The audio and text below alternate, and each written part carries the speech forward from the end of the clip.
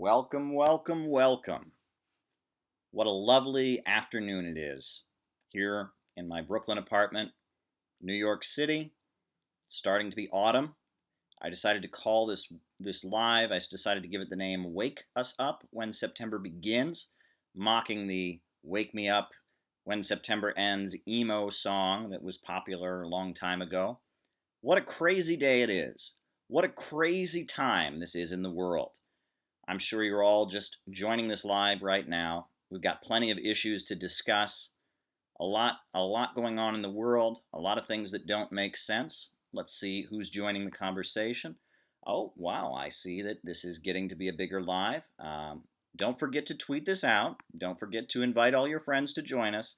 We're going to talk about a lot of exciting issues here today. It's going to be quite fun. So don't forget to tweet this out and invite everyone you know to join this exciting conversation. So much to talk about, so much going on in the world.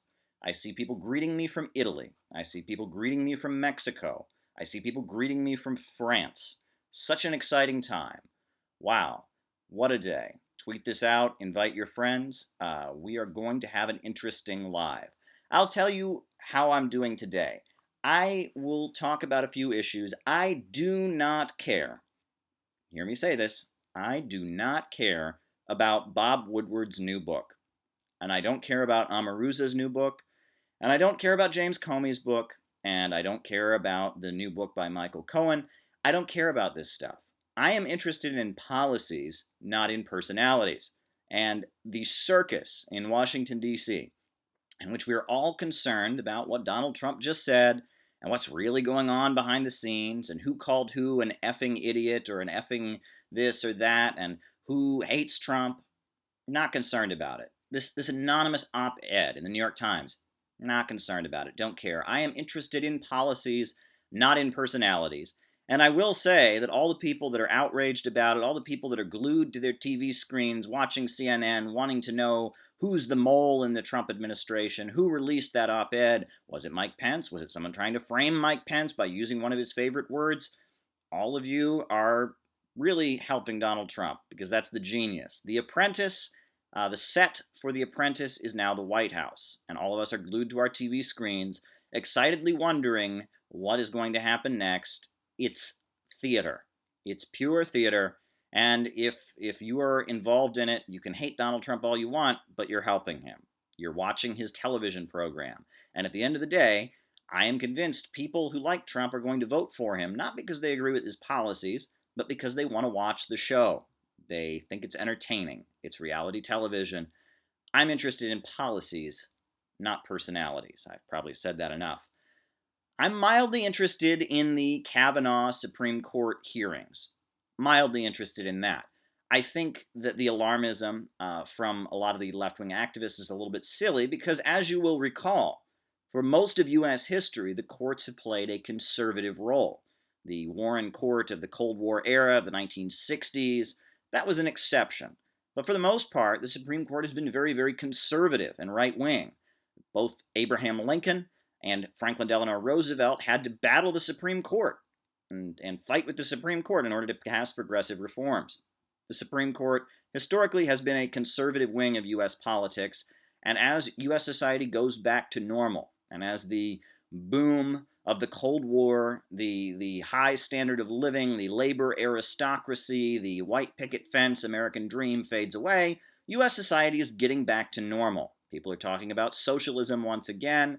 The Supreme Court is getting conservative, the economy is starting to crash and burn, and lo and behold, U.S. society is getting back to normal. In most countries in the world, you have right wing, you have left wing, you have Bernie Sanders types, you have Donald Trump types. That's just how politics is in most of the world. And that kind of glory day period where the U.S. economy was doing so well and people didn't have to think about politics is coming to an end. The Supreme Court is becoming conservative. People are beginning to explore political ideas beyond the narrow margins of mainstream media. The world is changing. Things are getting back to normal. And, it'll be a big deal if Kavanaugh gets confirmed, which I think will happen. But again, this is U.S. society getting back to normal. However, I did want to talk about a very real issue. a very real issue I want to talk about. And really, if you understand this issue, you can understand what's going on the global stage. You can understand what is going on in the domestic stage. You can understand what is happening in the world if you can understand this issue. My friends, a specter is haunting the world. A specter is haunting the world. Not the specter of communism that was haunting Europe back in 1848 when Karl Marx wrote the Communist Manifesto, but a specter is haunting the entire world. The specter of illiberalism. Illiberalism. This is the weekend review of the Wall Street Journal. The weekend review, the weekend magazine that they put out. They're talking about the cost of an American retreat from the world. And throughout the article, they use a word that you'll see all over American media, all over, Council on Foreign Relations documents, all over political science texts that are coming out. Illiberalism. Illiberalism. What is illiberalism? People can't really give a very solid definition of it. It's one of those words that's defined by its opposite, right? What do atheists believe in? All kinds of things. They just don't believe in God. So what do illiberals believe in? What is illiberalism? Well, it's the absence of liberalism in politics. And what is liberalism? People think, well, that's Democrats. No. It's not in terms of liberal and conservative in the American discourse. Liberalism, as an ideology, comes out of the capitalist revolutions, right? 1400s, 1500s, 1600s, 1700s, even up into the 1800s. Across the Western world, feudalism was smashed, and capitalism and the liberal democratic state emerged. And an ideology was born in the struggle against feudalism. And that ideology was essentially that individualism comes before all else, right?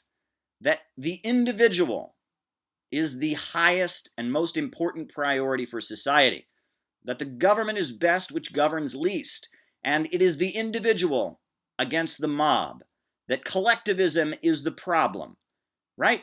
That in economics, the government should step back and play a laissez-faire role and let people do whatever they want, let the economy function just so people make profits, and that will lead to unlimited prosperity. That is called economic liberalism.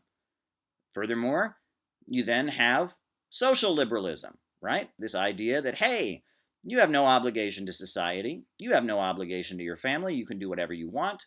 You're on your own. You are not a member of any group. You are just you. You have no obligation. You can do whatever you want. You are an individual. There are individuals, and then there are those evil collectivists that want to tell you you're part of a group, that you have some obligation. You don't. Right? Social liberalism, economic liberalism, this ideology that says individuals come before all else. That has been the ideology that is ruling the world. In the aftermath of the Cold War, most especially during the 1990s, it declared itself triumphant. Left liberalism in terms of social liberalism and individual freedom emerged strongly. Economic liberalism, especially neoliberalism, which is an extreme interpretation of the idea that profits lead to prosperity, that the government should do nothing to help working families, it took off. Liberalism has been running the world, and liberalism has been failing. It has been failing. It has been utterly failing. And as a result, all across the planet, wherever you go, illiberalism is emerging. What is illiberalism? Well, it's simply defined by a negative. People who don't believe in this ideology of liberalism, the ideology that came out of the French Revolution, the American Revolution, the English Revolution, the English Civil War, this ideology that was birthed in the struggle to destroy feudalism, liberalism, is on the defensive. As all over the world, people are rejecting liberalism. And why are they rejecting liberalism? Because human beings are collective creatures.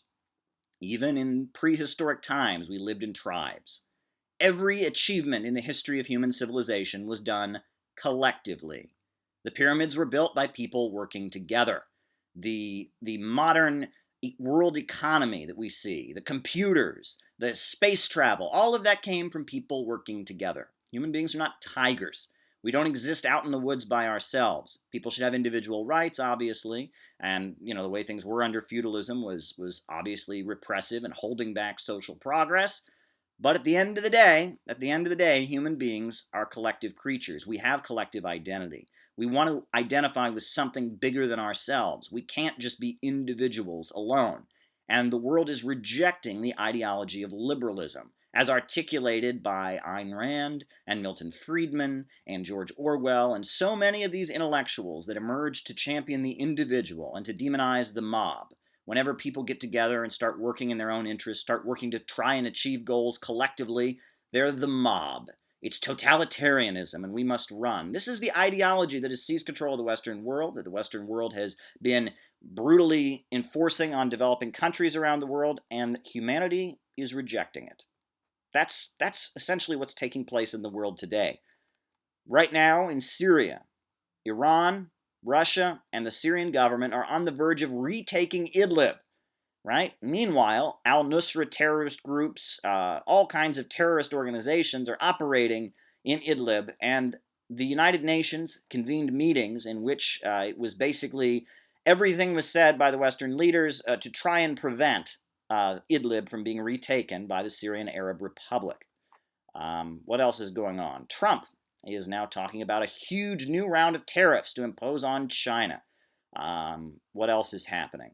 All kinds of things are happening. That's what's going on in the world. The specter of liberalism is haunting the world. The failure of the liberal ideology, the ideology of the capitalist revolutions that shook the world as feudalism was in decline, that ideology is on the defensive. People around the world are saying that they want to be part of groups, that they are not going to exist alone, that human beings should be connected to each other, and that we as a species and as a country and as communities and as families and as neighborhoods, we should be coming together and talking about how we can work together to build a better life. And this idea that every man for himself, every person for himself, it's really causing a lot of problems around the world. So, on that context, I'm going to start looking into the comments and see what people want to talk about today.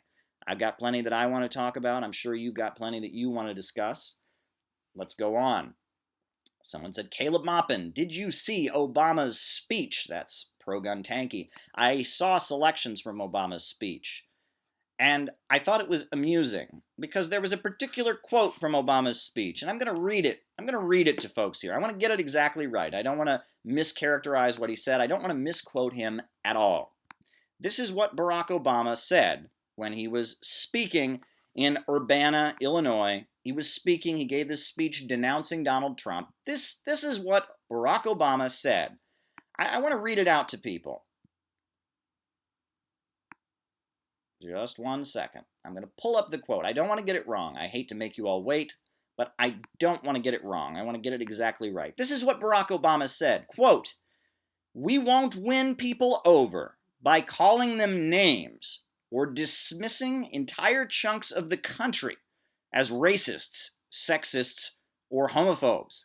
The notion that the Democrats need to choose between the white working class and people of color, that's nonsense. I don't believe that."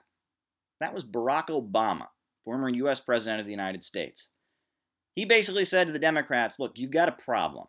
When you basically tell the white working class, people that are in the working class that are white, to go screw themselves, and that's your attitude toward them, they're not going to vote for you.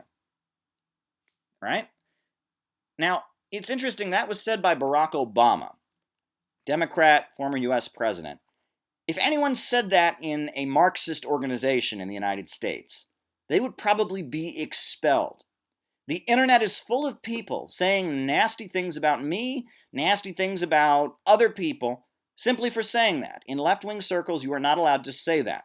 In left-wing circles, there is this deeply, deeply held belief that people in Iowa, people in Kansas, people in Indiana, low-income people who happen to be white, are the enemy. They're all in the Ku Klux Klan. They're all fascists and neo-Nazis, and any attempt to try and build solidarity between them, any attempt to get them to understand that black people and immigrants are not their enemies, that their enemies are the Wall Street billionaire class, any attempt to appeal to them on a class basis, any attempt to do anything other than shame them and tell them that they are awful human beings who should have it worse because they've had it too good, Any attempt to try and build solidarity and win these people to anti-racist positions, win these people to oppose wars, win these people to oppose anti-immigrant bigotry, any attempt to speak to the large section of the U.S. society that voted for Donald Trump, any attempt to appeal to them is Nazism. That's the belief in far left circles. And you wonder why the far left is losing. If you dismiss a huge chunk of the U.S. population, a huge chunk that I might add is more angry at the system than they have ever been in my lifetime, if you dismiss them as the enemy and you give up on trying to win them away from right-wing political positions, you are committing suicide. And Barack Obama, as a skilled politician representing American capitalism, he realizes that, right? I realize that. A lot of people realize that. Meanwhile, on far left circles, if you so much as utter the phrase white working class, if you say that there is a white working class, then you are the equivalent of Adolf Hitler. This is pure political insanity, and this is why the left is so weak, despite anti-capitalist sentiments being so broad throughout U.S. society. That's my rant about that. I'm sure I'm going to get hated on because of that. I'm sure they're preparing the memes to call me a fascist over it. I don't care. There are people in the United States who are white, and they are working class, and they have mostly right-wing views. And that is because the left has declared that trying to build solidarity and win them to anti-racist and anti-imperialist positions is a crime. And that is wrong. What else is on the agenda today?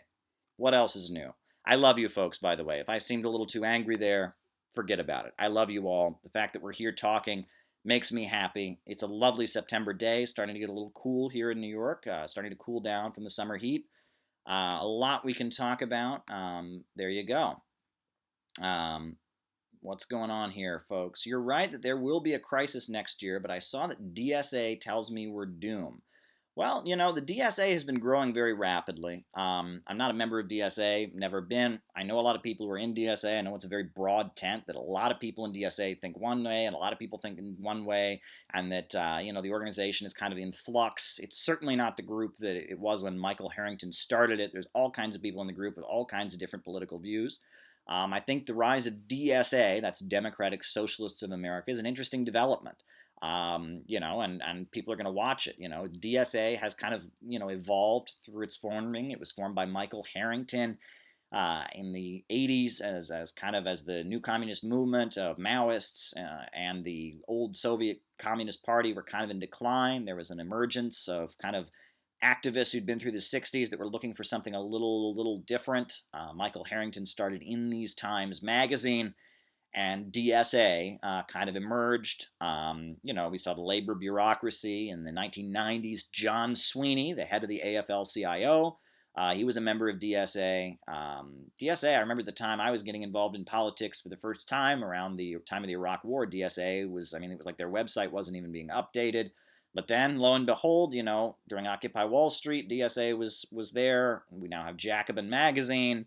And lo and behold, DSA seems to be growing by leaps and bounds. So DSA is a force to be reckoned with, and it looks like social democracy is emerging as a force in U.S. politics, and we shouldn't be surprised. Again, this is the USA getting back to normal. That kind of Cold War era where most people could just be apolitical, where the economy was doing so well that people could just dance and party all day long and watch football, is kind of coming to an end. Ordinary Americans are upset about politics, particularly because of the economy, and are looking for answers. And so groups like DSA and, people like Steve Bannon and that kind of politics, people are getting more political. And the access to information has expanded too, let's keep in mind, So, we shouldn't be surprised that DSA is growing. And for the most part, I think if you want to meet good people, people that are just getting into politics, people that are first open to socialist ideas, DSA might be a great place to meet them. I don't know. I have nothing to do with DSA, never been to a DSA meeting, but it's an interesting phenomenon, and I don't think we should just totally dismiss it. Obviously, Most of DSA folks are not anti-imperialist. A lot of DSA, from what I understand, don't really want the banks, factories, and industries to be run by the people. They don't really want to abolish capitalism. They simply want to have more of a Roosevelt, FDR kind of government with social programs and such. But then there are people in DSA who like Mao and Trotsky and Fidel Castro. It's a pretty wide tent these days, from what I understand. I think it's an interesting development, and I thank you for asking about it. What else is going on in the world? What is your thought on the current general election in Brazil? Well, the fact, let's back up. Right now, I was in Brazil in 2016. I was invited there by the Trade Union Center of Brazil. It's the CSB. I was invited, and I gave a speech in Brazil to thousands of Brazilian trade union activists. And that speech was actually published as a book. It's on the internet, Oil and the Global Capitalist Crisis. And I gave that speech, got a standing ovation from thousands of oil workers in Brazil. I don't even speak Portuguese. It was delivered over a translator. They loved it. They thought it was tremendous. And at the time, Dilma Rousseff was being forced out of office. She's from the Workers' Party, a social democratic president, friendly to the USA, but also friendly to Russia and China, had worked with China. China had built a huge number of hydroelectric power plants in Brazil because of Dilma Rousseff. Well, at that point, the oil prices had dropped so significantly that the amount of state revenue coming in through Petrobras, the oil company, was down. There was kind of, a crisis in government, budget shortages and stuff. They forced out Dilma Rousseff. And the new president was Michel Temer, who replaced her. And I actually met Michel Temer. At the point that I met him in Brazil at this conference at trade unions, he was still supporting Dilma Rousseff. However, once he took office, he announced that he hated her and he had been working with the CIA to try and bring her down. That's a whole other story. So I'm sure Michel Temer is very embarrassed about our handshake, which the photo is out there, me and Michel Temer, who turned out to be an agent of imperialism. But regardless, ever since Michel Temer has taken office, the place has been just crumbling and falling apart. They've been privatizing things, they've been deregulating the economy, and the place is a mess. There's been riots in the streets, people are hungry, the country has been falling apart. So the most popular candidate in the upcoming elections is Lula da Silva, the candidate, the first guy from the Workers' Party, and that's who people wanted to vote. So lo and behold, he's been dragged to jail on corruption charges. He's in jail, but even still, polls show that people want to vote for Lula da Silva. So the courts have said, well, he's in jail, he can't run for president. Mass outrage. I know there's a right-wing candidate who's running who got stabbed. That's the recent development. In Brazil, it's a very, very interesting situation. But lo and behold, Brazil, with its state-run oil company, Petrobras, during the time when the oil prices were high, you had the rise of Dilma Rousseff and the rise of Lula da Silva. And in Brazil, you saw, significant economic growth with kind of a social democratic model. And I'll never forget this, folks. While we're on the topic of Brazil, I went to a small college in Ohio, and there were a number of Brazilian students at my college. And I'll never forget, this was one of the most educational conversations I ever had about politics with somebody from South America. This is how it went. I asked one of these students at my college, I said, "What do you think of Lula da Silva?" And he said, "Oh, he's awful. Lula da Silva is just an awful, awful man." I said, "Why?" And they said, "Did you know that before Lula da Silva was president, he delivered boxes? He was a delivery man. Oh, this is so humiliating. Brazil, we are a great nation. We are a strong nation, and we're led by a delivery man. Oh, it's just embarrassing. How could we have a president who, did manual labor for a living? Oh, it's so embarrassing." I said, "Wow, okay." I said, "Well, if he's so awful, why do people keep voting for them?" And they said, "Yes, in Brazil, we have this law that everybody has to vote." And I said, "What do you mean?" "Well, everybody has to vote." I said, "What do you mean?" They said, "Well, to prevent election fraud, if you're a legally registered citizen in Brazil, you have to go and vote, right? You can leave your ballot blank. You don't have to mark anything, but you're required to go on election day and vote." And they just, oh, it's so awful that all these, and I said, "What's the deal?" And they said, "All these people who have no business voting, these poor people, oh, all of them vote. And they go and vote. So that's why Lula da Silva got elected. It's because, lo and behold, all these poor people who shouldn't be voting are voting." And I'm just like, okay. I said, "But why do they vote for him?" And they said, "Because he gives them all jobs. He gives them all jobs." So there you go. He gives them all jobs. I said, "Well, isn't that a good thing to create jobs?" And they're like, "Yeah, but it's like a bribe. He just gives all these poor people jobs, and they vote for him. It's just awful. It's just awful. Oh my God! Now our country, our great Brazil, is led by a delivery man. And this is the attitude that the ruling class, the rich people of South America have. They have utter contempt for the working class. They have utter contempt for ordinary people. And the idea that a politician would make lives better, make the life better for ordinary working people, is just an abominable outrage. That was my experience in college at my lovely Ohio University with some wealthy Brazilians who had come to the United States to study. And that conversation gave me more training and education, because if you talk to the right-wing Venezuelans hanging out in the USA, they talk the same way. You talk to Bolivians who hate Evo Morales, the same way. You talk to people from Nicaragua that hate Daniel Ortega, the same conversation. The enemy is the people. And the problem with these leaders is that they're representing the people and trying to make their lives better, not just letting the rich be rich and the poor be poor. So there you go. That was my educational experience, my introduction to Brazilian politics. Decade later, I was in Brazil giving a speech to oil workers, meeting the vice president, soon to be the president of Brazil. I still am in touch with people in Brazil. It's a big problem in the economy, but hopefully I'll go back there again, and hopefully the people of Brazil can get rid of neoliberalism and stop their economy from being gutted by Wall Street billionaires and bankers. So, what else is going on? Kermit Ninja Niner says, take a diet soda. Right? I do have that beverage that will not be named, and I'm going to have some of it. So just one second here. I'm just looking in the comments. There we go. Yep. Human says oil in the global capitalist crisis. Paperback. Caleb Maupin. That's right. Order your copy today. I gave that speech in Brazil. It was widely accepted and well loved. It was translated into Portuguese and widely distributed. The video was quite popular, and it was a great experience. I mean, the Trade Union Center of Brazil, the CSB, is a tremendous organization. I mean, it's kind of a center for organizing for all the trade unionists in Brazil, people from all over the country. I mean, it's quite exciting. Meeting with the leaders of that organization, hearing how they see things, meeting some leaders of the Democratic Movement Party, which is a big political party in Brazil that kind of aligns itself with the CSB. From what I understand, maybe I'm wrong about that. It was quite exciting to be down there. So I'm going to take a drink of this beverage that will not be named. Bum, bum, bum. Lovely. What's going on in the world, folks? What is there to talk about? What is going on? You mentioned the DSA. You reminded me, someone's asking me, I don't want to get into sectarian stuff, I'm past that, none of the far left groups in the USA are really doing what needs to be done. Let's be real. If you went around the United States during the 1930s, you would find neighborhoods where the Communist Party, everybody knew the Communist Party. Everyone in the neighborhood knew the local Communist Party members. And the Communist Party had a food program with their unemployment councils. They were feeding people, and they were leading them to City Hall to demand housing and demand that they get some relief for their food, and that they were out fighting for working people.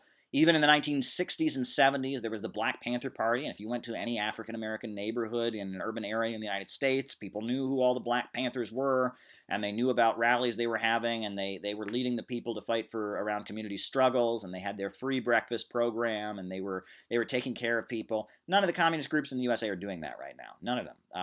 Some of them are selling books. Some of them are having peaceful legal rallies in cages in different cities where they get permits and everyone stands around. Some of them are organizing people to vote for the Democrats. Some of them are, working inside of the trade unions and trying to maneuver against the right-wing labor bureaucracy. But none of them are actually building up political infrastructure. None of them have a community base. None of them are engaging in service and trying to reach out to ordinary people. The left exists in kind of a bohemian enclave. And that's the problem. And, if I were to go after one particular organization, that wouldn't really be fair, because it's not like there's some other group that's doing what needs to be done. And that's the problem, is that, I actually tell a joke. There's a joke I'll tell. And you know what? Just for the fun of it, I'm going to tell the joke. So there's a guy who dies. An old man. No. Back up. All right. So there's a lawyer. There's a young lawyer. And he's a bit of a spiritual, kind of a mystical guy. And he has a dream one night. And in this dream, some voice tells him, you must hire a communist to work at your law firm. So he says, oh, okay. So he wakes up, and he he goes and he hires a leader of a particular communist group to work at his law firm. And he says to them, I need you to just file these papers. I had a dream, weird spiritual thing. I have to hire a communist to work at my law firm. So just, file these papers by the end of the day. So the guy goes about his every day at his law firm, comes back at the end of the day. The guy from the communist group is there. All the papers are still there. They haven't been filed. And he says to the guy, what's the problem? And he says, we got to defeat the ultra right wing. I mean, the Democrats, they're weak in Congress. I mean, maybe if we, impeach the Republican president and take control of Congress, maybe then I can file the papers. But right now, we just got to focus on defeating the ultra right. And he's like, come on, are you kidding me? He says, get out of here. He thinks, okay, I'm going to get somebody from like a real communist group. I don't know who that guy was. So he goes someplace. He finds two people from a different communist group and says to them, all right, you guys look serious. You guys sound radical. I want you to file the papers. So, the guy goes about his business at the law firm, comes back at the end of the day. These two guys, they aren't there. And he says, where are they? All the papers are not filed, but the guys aren't even there. So he goes out on the street in front of his law firm, and they're out there with the papers, and they're trying to sell them to people. He says, what are you doing? He said, well, we're trying to sell the paper. We're selling the papers. He said, I didn't ask you to sell the papers. I asked you to file the papers. And they said, yeah, but look, we sold 5 papers. We got 3 like wadded up dollar bills and a used bus pass. And 3 people gave me their email. Oh, we're doing great, And he said, I told you to file the papers, not sell the papers. He gets rid of them. He says, okay, this is crazy. He finds another communist group. He says, all right, these guys, they look serious. They'll file the papers. So, lo and behold, he takes this third communist group, takes them to his office, says, all right, guys, file the papers. Right? Guy goes about his day at the law firm. Everything's going well. He then goes to the office. Lo and behold, the papers are still not filed, but the communists are gone. However, he finds a leaflet in the office where the papers were supposed to be filed. He finds a leaflet. It says, rally in Times Square to file the papers. And he's like, oh, God. So he goes up to Times Square. And in the center of New York City, there's a protest cage. And there's a bunch of police standing around the protest cage. And there's a huge sound system set up. And there's a bunch of placards and signs that all say, file the papers now. And then there's a Palestinian activist, and they say the fight for the people of Palestine is the fight to file the papers, and everyone applauds, yay! And then there's somebody else, and they have a sign, and it says, and they're up there, and they say the fight for transgender rights is the fight to file the papers, and everyone goes, yay, yay! And then they're all chanting, file the papers, file the papers! And this lawyer goes up to me and says, what is wrong with you communists? I just asked you to file the papers. I mean, I've had people tell me that we're supposed to support the Democrats. We can't file the papers. I got people out on the street trying to sell the papers. I got you. You're having this crazy rally in Times Square with a bunch of police around you trying to sell the papers. Why can't you communists just file the papers? And then the person from that communist group, that third communist group that set up the rally, they get this angry look on their face. And they're like, how dare you compare me to those other organizations? All those other people just talked about filing the papers, but we're the ones who actually do something. So there you have it. There you have it. Maybe that joke, people don't get it, but the joke is this, that at the end of the day, very few communists in the USA are actually achieving anything.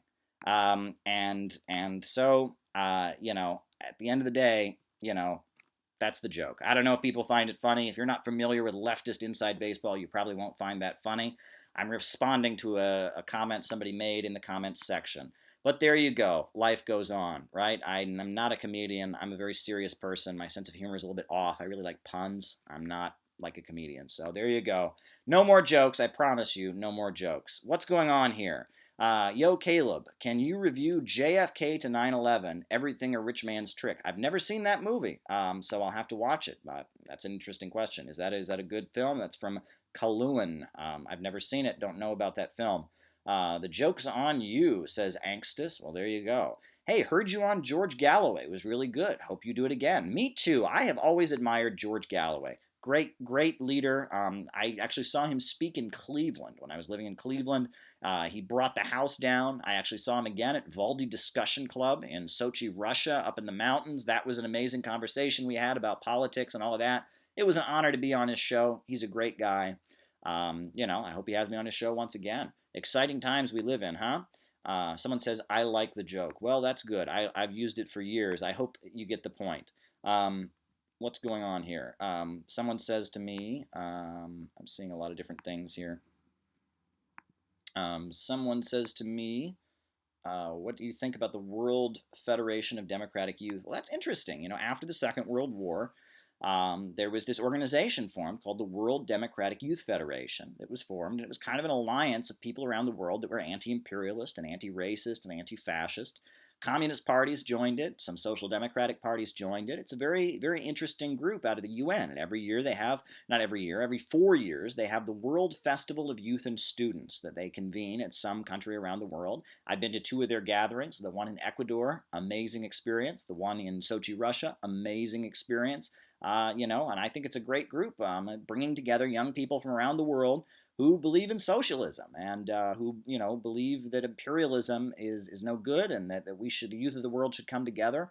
I think it's a great group and I like what they do, and I've been to 2 of their festivals. Life-changing experience, very exciting. It's really a privilege to have anything to do with them. I'm 30 at this point. I don't know how much of a youth I am, but there's other UN groups that are similar to that, like the World Peace Council, for example, has big gatherings. The Women's International Democratic Federation, the World Federation of Trade Unions. I mean, these kind of international groups that the Soviet Union started, they still exist, and people come around, and people are still part of them. And, the impact of the Soviet Union and its international relations haven't faded away. I'll tell you that much. What else is on people's minds? What is on people's minds? I've got a couple things to talk about with people here today. I wanted to bring up, Jeff Bezos, right? So Jeff Bezos is he's the creator of Amazon.com. He's the owner of Washington Post. On paper, he's the richest man in the United States. I think that the Rockefellers and the Carnegies and the DuPonts are much, much more wealthy, but their money is not all assembled in their own name. But Jeff Bezos is considered on paper to be the richest man in the United States. He's being attacked. Trump doesn't like him. Trump hates him. And Bernie Sanders hates him. And he runs Amazon.com. And Bernie Sanders has done a lot of really good exposés of the way he treats his employers. This guy is a modern-day sweatshop owner. Jeff Bezos is a crooked sweatshop capitalist. But he's part of the Stop Trump movement, right? I mean, the WAPO, Washington Post, hates Donald Trump. He hates Donald Trump. And Walmart also hates Donald Trump. A lot of these low-wage employers are threatened by Donald Trump simply because of his populist maneuvering. And I think later on in the live, I'm actually going to read you all an article that I wrote. It's included in my book, Getting Rich Without Capitalism. I'm gonna read you an article I wrote about the phenomenon known as Bonapartism. Because we're seeing Bonapartism increasingly become the reality. As the global capitalist economy is crashing and burning, Bonapartism is increasingly becoming a reality that we're going to have to face. That's when one section of the ruling class violently suppresses other sections in the hope of staving off a capitalist crisis. And Bonapartism is happening every day. Sections of the ruling class are fighting with other sections of the ruling class and trying to utilize the government to serve their end and beat down other capitalists. And this is what happens when there's an economic crisis. And Marx wrote about it. He wrote a very good pamphlet about it called The 18th Brumaire of Louis Bonaparte. Very good pamphlet. Marx described this in 1851 when you had, the military coup. And it's happening. It happens all the time. Bonapartism is what happens when there's a capitalist crisis. Sections of the ruling class fight each other. They use the government to try and fight each other. They want to fix the economy, but they want to fix it at somebody else's expense. And it's a reality of what occurs in a capitalist crisis. And actually, Bonapartism tends to play a role in revolutions. And I'm going to get to that at some point. I'm not going to talk about that today. But if you look at every socialist revolution that's taken place, Bonapartist struggles within the ruling class have been key in making it happen. But I'm not going to get into that too much today. There's a new book in the works where I will get into that in great depth, but that's a little bit far off. But Bonapartism. So later in the live, stay tuned, because later we're going to get into that. But there's so much else we can talk about today. I'm going to look in the comments one more time. We'll see what else people have on their minds. Where is neoliberalism going to end? What are your thoughts on Nepal? Thanks, Caleb. I'm seeing lots of comments here. All right, well, that question, where is neoliberalism going to end, actually brings me to something I wanted to talk about. So I don't know if people have seen the neoliberal, free market, Milton Friedman-esque publication, The Economist. 10 years after Lehman, has finance been fixed? Right? They're talking about this is the 10-year anniversary of the financial crisis that really defines the millennial generation, right? I was a college student. I was in my first or second year of college, and the economy crashed, and millennials, all of a sudden, the economy was in a wreck. What was going on? Obama sweeps into office in a landslide. The economy was crashing and burning. Now that's 10 years ago. What happened in the crisis, right? Well, the right wing says, oh, well, it was just because too much regulation and we don't have real capitalism. Liberals say, oh, it's because, we got too right wing and deregulated too much. What happened in the financial crisis? I'm going to tell you what happened 10 years ago because it's not over. The problems underlying the 2008 financial crisis are still there. And I'm going to tell you what they are after I take another drink of the diet beverage, the soda, the beverage that will not be named.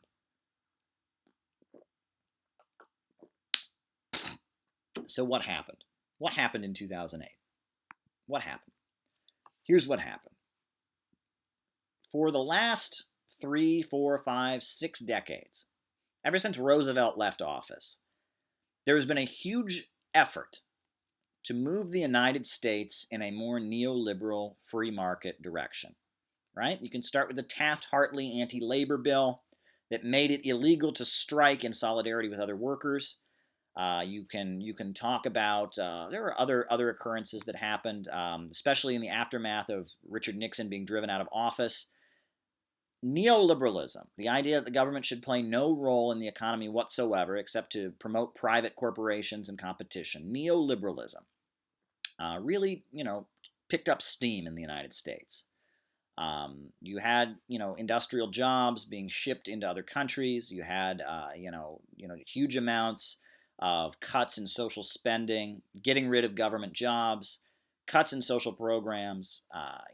All kinds of stuff has been going on for decades and decades. There has been an effort to push the United States in a more free market neoliberal direction. Cut public spending, cut taxes on wealthy people, stop providing social programs to people. It's just been a huge trend in U.S. politics. And as a result, the standard of living for the average American has been decreasing, right? People in the USA don't have the spending power that they once had. They don't have the ability to purchase. Increasingly, people in the USA just don't have the spending power they once had. They don't have a good paying industrial job. They don't, the government jobs, a lot of these government jobs have been slashed. One of their programs I know that they had here in New York for a long time was where in order to get your welfare benefits, you had to do the job of a government worker for free, right? That's a program that they have, right? Where volunteerism. Let's not pay people to clean the streets and pay them a decent wage. Let's tell everyone they're being patriotic and volunteering to do it. And then, of course, government jobs are eliminated, right? And that good paying jobs and the kind of American middle class, that class of people in the United States that are working class, but they can afford a house and a car and they have a decent income, that's been in decline. And it's been in decline. Every effort has been made to cut back the labor unions that created it, to cut back government spending that created it, to just get the government out of the economy, right?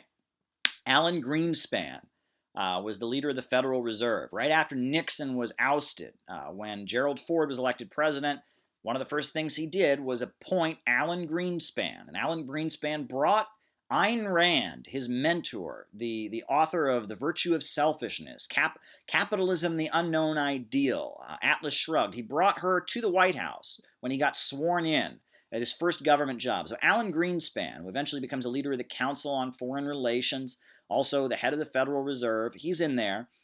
And, as things go along, as the standard of living of the USA keeps dropping, as the wages are decreasing, they start to have a problem, right? They start to have a problem. What's the problem? Well, the problem is that Americans just can't buy the products, right? That Americans just don't have the spending power. And we're churning out all kinds of products all over the economy right now, right? I mean, they in the 1990s, the computer revolution, right? I mean, they're churning out all kinds of new computers. There's the dot-com boom where all these internet companies are starting up, and then you have the bust, and they all fall apart at the beginning of the Bush administration. All kinds of jobs are being replaced by machines. All kinds of jobs are being shipped to other countries. I mean, the economy, they just don't need the workers anymore, but they're producing things more efficiently than ever, right? I mean, we're at the point where, they have print on demand services. You push a button and a book comes out, right? No book binderies with thousands and thousands of workers, right? You're at the point where short order cooks. What's a short order cook? It doesn't exist anymore. It's been eliminated. They've replaced short order cooks. They've got these fast food assembly lines where people get paid minimum wage to make a hamburger, almost like it's a car on an assembly line. Boom, boom, boom, and a hamburger comes out. Right? All kinds of, situations where you would need skilled workers, high-paid workers are being eliminated. Workers don't have the standard of living, but the economy is full of all these products that are being produced more efficiently than ever, and people aren't buying them. So Alan Greenspan comes along and he says, we've got to keep people spending. Look, and especially in the early years of the Bush administration, around the time of 9/11, there was this feeling like, oh my goodness, right? We've got to keep people spending. So Alan Greenspan says, okay, why don't we make the lending of money a lot easier than it used to be? And particularly with housing, right? Americans couldn't afford to buy homes at the same rate they used to, right? That 1950s white picket fence, American dream thing, people just can't afford to buy homes like they used to, right? And housing is a big section of the U.S. economy. All the people involved in building the houses, all the people involved in selling the houses, all the banks involved in lending the money to make the buying of the houses happen, right? It's a problem. Americans just don't have the standard of living necessary to keep buying homes the way they once did. And it's a problem. The housing numbers are down, so Alan Greenspan says, okay, why don't we legalize methods of lending people mortgages, lending people money to pay their mortgage, to pay for the home. Why don't we legalize ways of doing that previously had been completely illegal, right? So like, we'll give them a loan where like for the first year they only pay a certain amount, and then after 2-3 years, all of a sudden it triples, right? Or let's lend people the money to buy a house, I mean, all kinds of things that in common media they referred to as predatory lending became legal, right? And all kinds of people were getting credit card loans that they couldn't afford to pay back, but the idea was, hey, we're just going to keep people spending. Alan Greenspan was sitting there in the Federal Reserve and telling Congress to help him deregulate because they needed to keep people spending money. Because at the point, the standard of living of the U.S. working class had drastically decreased, and they desperately needed people to keep spending money. Keep spending money, keep spending money, keep buying houses. What? Your income is not at the level that people once had. Well, just here's this mortgage loan we'll give you, you can spend it, right? It was happening over and over all throughout the U.S. economy. Alan Greenspan is deregulating lending and enabling people to keep spending when they couldn't afford it, in the hopes that they can keep selling all these products, right? So a U.S. public whose spending power has been drastically decreased, who just doesn't have the ability to buy back all these products, with their incomes lower, all of a sudden, they're getting the ability to keep buying. But eventually, it doesn't last forever. And pretty soon, when people have these loans they can't pay back with the inflatable mortgage payments, where they're pretty soon, all of a sudden the homes start getting foreclosed. And pretty soon, they can't afford to keep giving people this credit. And suddenly you have a crash in the U.S. economy. The root of the issue was not the deregulation. The deregulation was done to keep people spending. The root of the issue is not government regulation, right? It's not, people try to blame the Community Investment Act that, they were making banks lend. No, that's not the issue, right? The Community Investment Act and the ban on redlining and not loaning to people in certain neighborhoods, that wasn't the issue. The issue was that the standard of living of people in the United States has decreased in our global, high-tech, low-pay economy. It has decreased. People just couldn't buy back the products that were being so efficiently produced without them with computers. And Alan Greenspan was trying to keep people spending, but they couldn't afford it. That was the problem. It's called overproduction. Under capitalism, the capitalist is constantly driving to make people produce as efficiently as possible. He wants to hire as few people and pay them as little as they possibly can pay, as little as he can get away with, and drive them to produce, right? Just like Jeff Bezos with his network of Amazon sweatshops, where he's driving these people, paying them as little as he can, driving them to produce, trying to eliminate workers and replace them with machines, trying to make the workers he has as de-skilled and replaceable as possible, right? You just need somebody to just push a button, no skill, no college education required. You do that, right? And you drive people to produce. You pay them as little as possible. And at the end of the day, all that cheap stuff that they're producing, all those iPhones and iPads and books and movies and all those products that are being so efficiently produced with so few workers and with workers that are being paid so little to produce them, at the end of the day, those people can't spend and they can't buy back those products that they are so efficiently producing. And there's a problem because you have a market that's glutted with products that cannot be sold. Overproduction. That's what Karl Marx's book Capital is all about. It's about the problem of overproduction, how the capitalists are trying to make money for themselves and they're operating in an irrational way, and that the supply side and the demand side at the end of the day don't match up. That's the problem of overproduction. That's what Karl Marx wrote about. I'm going to see if I can pull out. I've got Capital around here somewhere. But that's what Marx was writing about. That was Marx's thesis. That's the problem with capitalism, is that at the end of the day, when you have an economy that is organized in order to serve profits, and it's not rationally planned, and every business owner and every private capitalist is doing everything they can to maximize their profits, and you don't have a central plan and a central vision, the result is utter chaos. And the capitalists try to organize it. They work hard to try and make it work, right?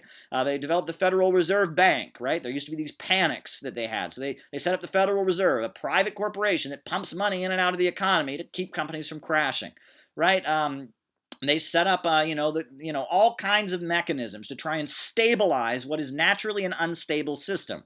When the major centers of economic power are organized for the purpose of making profits for those who own them, you're going to have complete and utter chaos, and you're eventually going to have a crisis, and you're going to have recurring crises of overproduction. That's what Karl Marx wrote about. Marx, there were all kinds of people before Marx who were opposed to capitalism morally. And they said, look, why should some people be homeless and some people be millionaires and billionaires, right? They said, why should people be worked so hard while their employer, exploits their labor? That Marx didn't invent that. That was around. You had Saint-Simon in France who said that. You had Robert Owen in England and the United States who said that. Socialistic kind of critiques of capitalism. Even at the time capitalism was emerging, you had the Roman Catholic Church saying, look, well, this is immoral because people are going to put money ahead of, Christian values and following the laws of the church. Critiquing capitalism in a moralistic way was around long before Karl Marx. That's not what Karl Marx developed. What Karl Marx developed was a scientific critique of capitalism, pointing out why it is not sustainable and why ultimately the banks, factories, and major industries, the centers of economic power, need to be owned and controlled by society as a whole and operated in a rational way, not operated according to profits, that you need human reason and intelligence to control the economy, that profits and the chaos of the market, the anarchy of production cannot be allowed to run rampant. That's what Marx was saying, and that you need to control the means of production. Society must control the centers of economic power. That's what Karl Marx wrote about in Capital, in the Communist Manifesto, in all of his writings, the manuscripts of 1848, Wage, Labor, and Capital. At the end of the day, that's what Marxism is about. It's the need to control the means of production, society controlling the economy rationally so that growth is unlimited, and you can ensure unlimited growth. And the vision of communism, which Karl Marx wrote very little about, he wrote very, very little about communism, but his ultimate vision of communism, right, of a completely stateless, classless world where people could just take what they wanted and do what they felt like doing, each according to their own ability, each according to their need, that was based on a huge level of material abundance. If it got to the point that production was so efficient that there was like a 1-minute work week or something like that, people could just do what they wanted, right? That was the vision, and that was only possible. You could only get to that level of technological progress and that level of material abundance. You could only get to that point by having a planned rational economy. That capitalism, with its crises of overproduction, with its irrationality, with its driving down of wages and the loss of spending power, with the falling rate of profit, right? Catchphrase, falling rate of profit, that the capitalist economy organized to make money for billionaires could not reach that point. That in order to get unlimited growth and abolish poverty, you had to have a planned economy, and society must control the means of production, the centers of economic power, right? That's what happened in the financial crisis of 2008. That's why everyone said Marx was right, because Marx's prediction, his understanding of how the capitalist economy works, what he explained to the world in Capital, it proved itself to be true. And before every big crisis of capitalism, the capitalists announced to the world that they've beaten it, right? We saw in the 1990s, they said, look, we're never going to have a problem, right?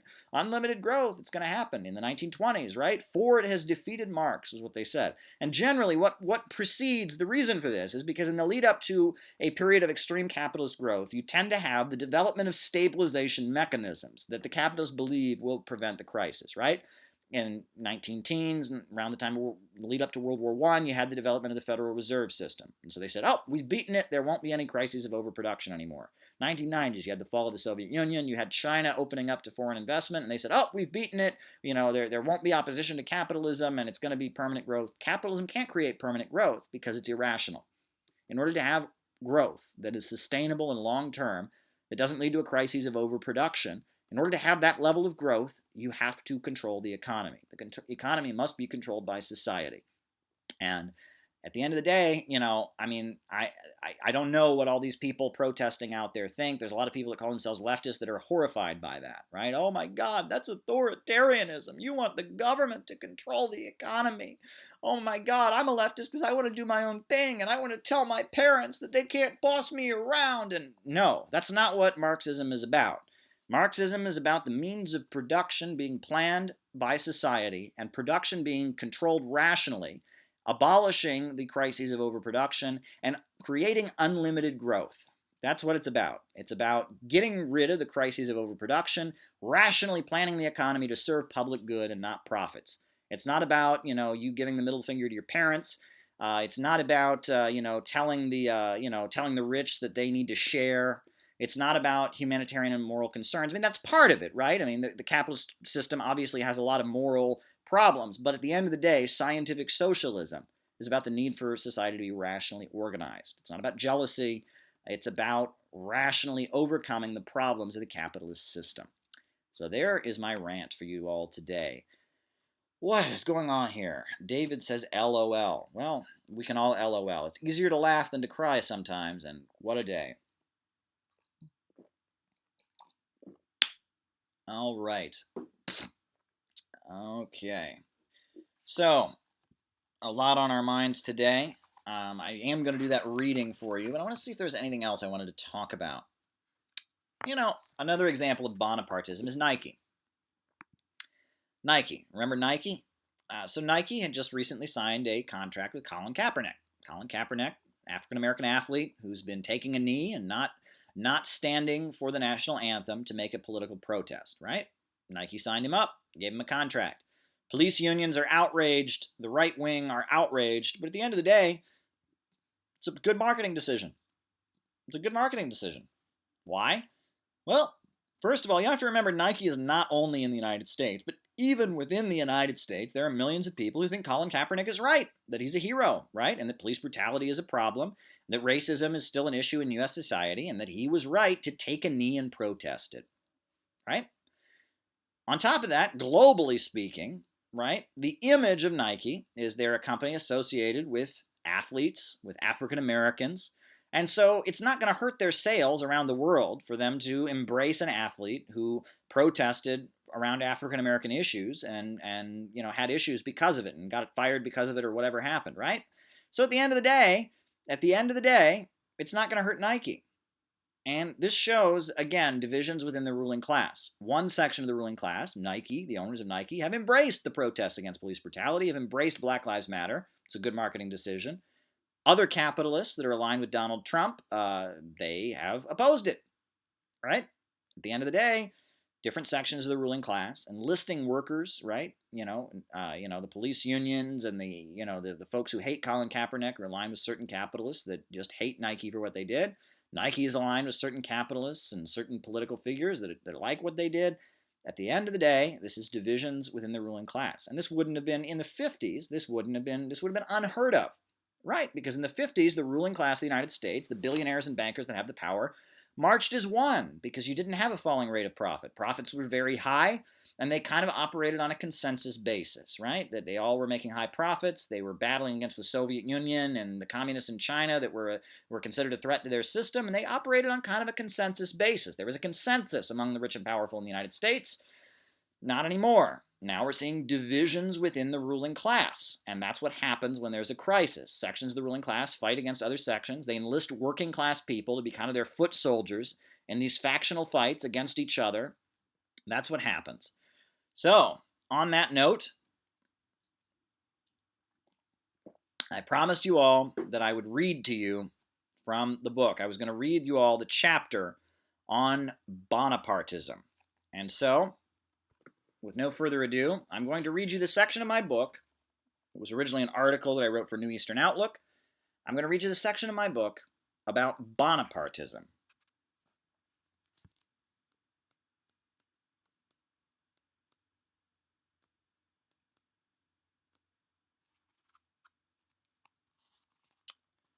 It's called A Study in American Bonapartism. Originally published as a chapter, as a section. This is chapter 4 of my book. Originally published as an article for New Eastern Outlook magazine, now a chapter of my book. Here we go. There are clearly big disagreements among the American ruling class. Donald Trump is the President of the United States, despite having a large number of adversaries in powerful places. Congress continues to investigate Trump for alleged ties to Russia, with leftist comedian Randy Credico being subpoenaed, and former National Security Advisor Michael Flynn pleading guilty to perjury. Meanwhile, an unprecedented number of figures have been fired or stepped down in a wave of sexual assault and harassment allegations. This is just the latest episode in an ongoing drama. As the impoverished countries of the world have been asserting their economic independence centered around Russia and China, the circles of wealth and power in the United States have long disagreed about how to respond. The disagreements about geopolitics, which have become particularly intense in the context of domestic unrest, has been the basis for a lot of Bonapartist maneuvering in U.S. history. The Marxist concept of Bonapartism. The conception of U.S. politics held by a stereotypical Marxist is this: they are all bad. All the politicians work for big money interests. We need a working class revolution to get rid of them all. Now, while this may be common among those who have only a basic understanding of Marxian thinking, this was certainly not the analysis of Karl Marx when observing the French politics of 1851.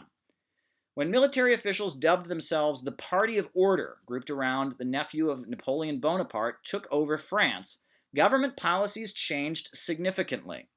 It was not a revolution, but an attempt to make the system function better with authoritarian methods. Marx observed and studied the 1851 coup, composing his famous pamphlet, The 18th Brumaire of Louis Bonaparte. He came to understand that when the rate of profits falls and instability abounds, the rich and powerful begin fighting among themselves. The new French regime built railroads, legalized labor unions and strikes, created hospitals for poor people, and enacted other dramatic reforms, hoping to restore stability. Louis Napoleon violently suppressed many wealthy French capitalists who wanted laissez-faire policies to continue.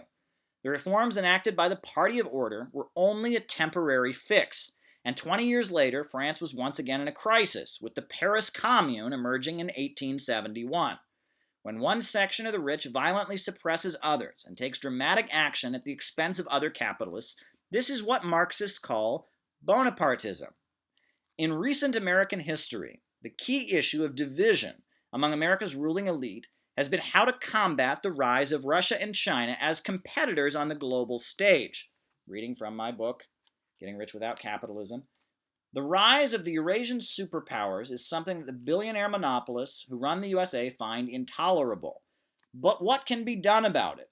On this point, the powers that be often disagree and clash with each other. I'm going to back up here. All right, so you can see the book that I'm reading from. In the 1930s, the Soviet Union became a superpower. The 5-year plans brought the country into the 20th